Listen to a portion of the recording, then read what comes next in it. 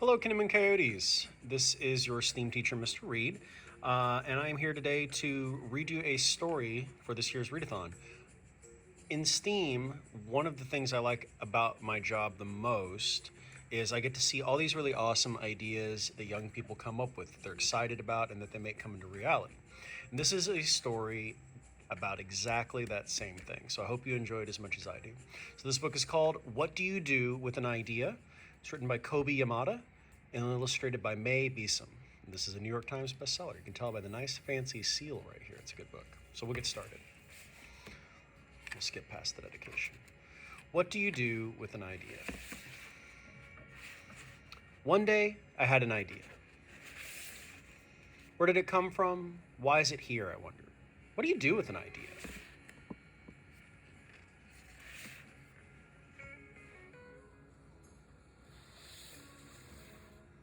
At first, I didn't think much of it.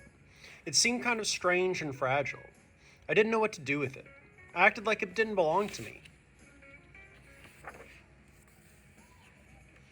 But it followed me.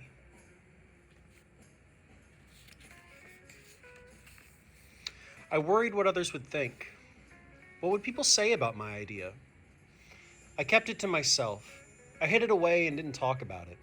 I tried to act like everything was the same as it was before my idea showed up.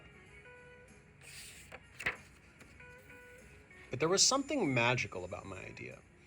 I had to admit, I felt better and happier when it was around.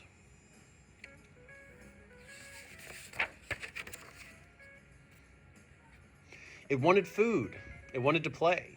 Actually, it wanted a lot of attention. It grew bigger, and we became friends. I showed it to other people, even though I was afraid what they would say. I was afraid that if people saw it, they would laugh at it. I was afraid they would think it was silly. And many of them did. They said it was no good. They said it was too weird. They said it was a waste of time and that it would never become anything. And at first, I believed them. I actually thought about giving up on my idea. I almost listened to them. But then I remembered. I realized, what do they really know? This is my idea, I thought. No one knows it like I do. And it's okay if it's different and weird and maybe a little crazy. I decided to protect it, to care for it. I fed it good food. I worked with it. I played with it. But most of all, I gave it all my attention. My idea grew and grew, and so did my love for it. I built it a new house, one with an open roof where it could look up at the stars, a place where it would be safe to dream.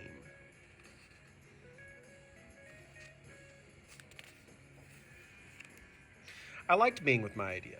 It made me feel more alive, like I could do anything. It encouraged me to think big, and then to think bigger. It shared its secrets with me.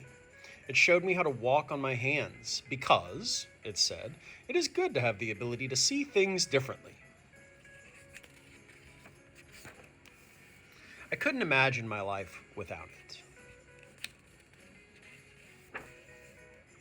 Then one day, something amazing happened. My idea changed right before my very eyes. It spread its wings, took flight, and burst into the sky. I don't know how to describe it, but it went from being here to being everywhere. It wasn't just part of me anymore. It was now a part of everything.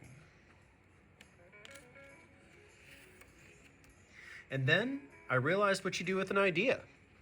You change the world.